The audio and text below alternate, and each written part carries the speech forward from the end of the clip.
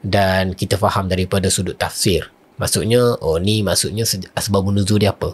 Sangat-sangat kurang perbincangan dekat luar sana, even dekat dalam TikTok ke, dekat dalam mana-mana content creation pun, sangat-sangat kurang perbincangan tentang Al-Quran dan juga emosi.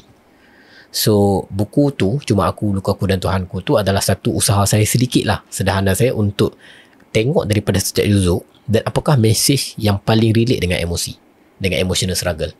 Sebab tu saya akan ambil mesej yang tak disentuh dalam mana-mana sinopsis ataupun konsep juzuk lah.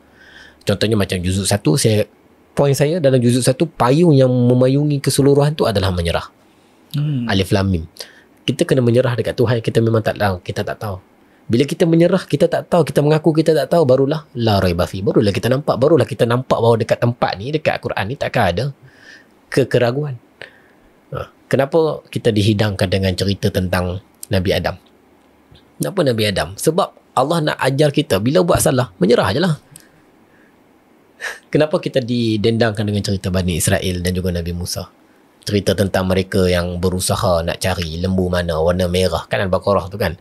Sebab Allah nak cerita ni orang yang jenis payah nak menyerah. Dalam masa yang sama, saya juga sedang memberi satu alternatif, antithesis kepada anggapan bahawa we are getting stronger because we keep fighting. But not actually. We are getting stronger because we keep surrendering to God.